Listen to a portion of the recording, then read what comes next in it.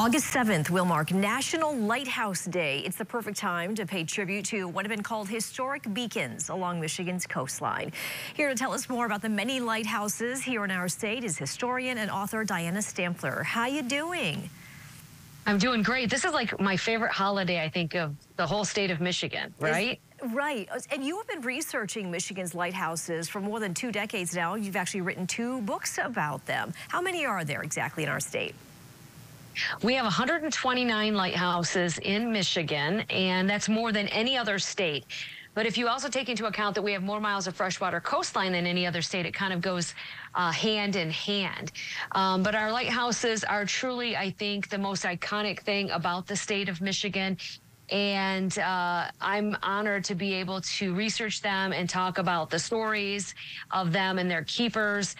You know, we have just beautiful lighthouses that you can spend the night in. We have keeper programs where you can volunteer to work. There are even lighthouses like Fort Gratiot, which is down in Port Huron, where they allow you to do paranormal investigations. So no matter what kind of lighthouse experience you're looking for, we've got you covered here in the state of Michigan. The stories of these lighthouses go way back. In fact, they played a key role in many of Michigan's early industries. Talk about that a little bit. Well, you know, when the first lighthouses showed up here in 1825, Michigan wasn't even a state yet. And so these lighthouses were built here to protect the shoreline from dangers, you know, as the early schooners were going through and they were transporting fish. We had ships that were transporting coal and lumber. And, of course, the agricultural industries were shipping out fruits and vegetables from around the state. They were there to protect those ships and the captains in all of those industries and contributed to the success of that in our history here in Michigan. Today, we just kind of look at them for their romantic value, the beautiful buildings that are there that are still shining in many communities and are part of our historical integrity in the state. Yeah, they sure are. You have given talks about the women who have served as lighthouse keepers over the years. Tell us about their history. Yes.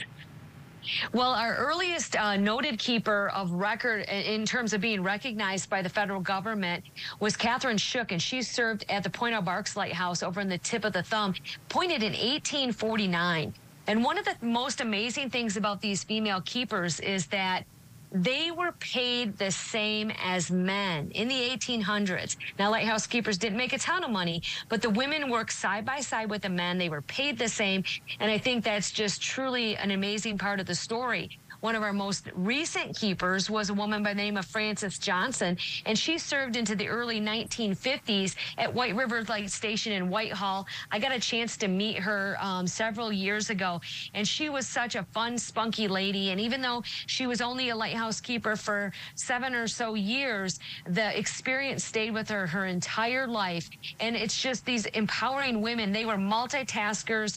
And they really stepped up to the plate to take care of the lighthouses, and their stories are just really, really special to share. Yeah, really incredible. Okay, so if we want to celebrate this holiday, where can we find out more information? Well, you can log on to my website, which is promotemichigan.com. But the best place to get information about lighthouses in Michigan is the Great Lakes Lighthouse Keepers Association website, and you can find them. It's their abbreviation .com. So Great Lakes Lighthouse Keepers Association, GLLKA.com, and they have a great resource all about our beautiful lighthouses. All right, Diana, thanks so much. Go celebrate. Great to see you as always.